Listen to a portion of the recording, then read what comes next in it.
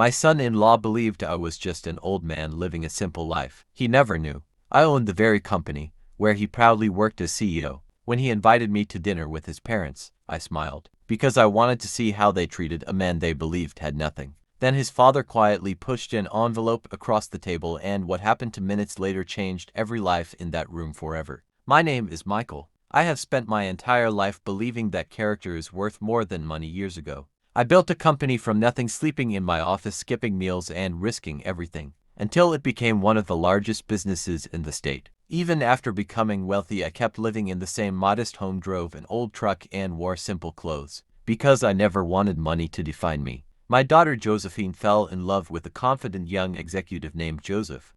He was intelligent, ambitious, and hardworking. I respected him from the beginning. The only thing I noticed was that he often judged people by appearances. He admired expensive watches, luxury cars, and designer suits. He assumed success always looked expensive. What Joseph never knew was that I quietly owned the company where he had recently become CEO. I stepped away from daily operations years earlier, leaving a professional board to run everything. While I remained the majority owner behind the scenes, very few employees knew my face. Whenever Joseph visited our house, he looked around politely, but I could see the disappointment in his eyes. He probably wondered why his wife's father lived so simply. He never asked questions because he believed he already knew the answers. One weekend, Joseph invited me to dinner with his parents. I happily accepted. Something inside me wanted to see how they would treat a man they believed was poor. The evening started with forced smiles. His mother kept making comments about successful families, expensive neighborhoods, and financial security. His father asked whether I had ever considered finding a better job. Joseph stayed mostly quiet, avoiding eye contact whenever money became the topic. Then dessert arrived. Joseph's father slowly placed a sealed envelope in front of me. He smiled politely and said, "Michael,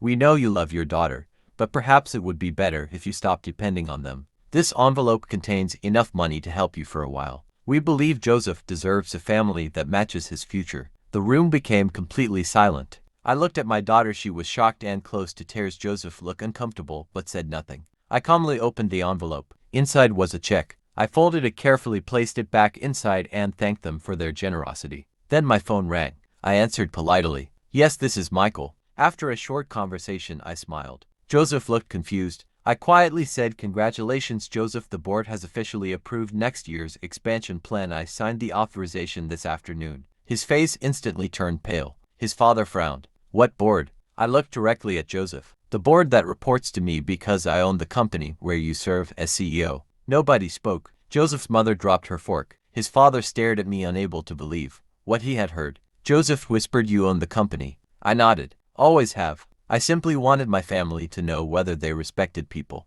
because of their hearts or because of their bank accounts." Tonight I received my answer. I stood up, handed the envelope back, and smiled. "Keep your money. I already have enough." What I hoped to find tonight was kindness. Unfortunately, that is far more valuable than wealth. As I walked toward the door, Joseph finally stopped me. With tears in his eyes, he apologized, not because I was rich, but because he realized how badly silence had allowed disrespect to grow. Months later, our relationship slowly healed. Not because money changed anyone, but because humility finally entered the room. The company continued growing. Joseph became a better leader, and his parents learned the hardest lesson of their lives. Never measure someone's value by what they wear, where they live, or what they drive. Because the richest person at the table may also be the quietest. Respect costs nothing, but losing it can cost everything. The world is full of people who hide great success behind simple lives. Never judge a person before you know their story, because character will always outshine wealth.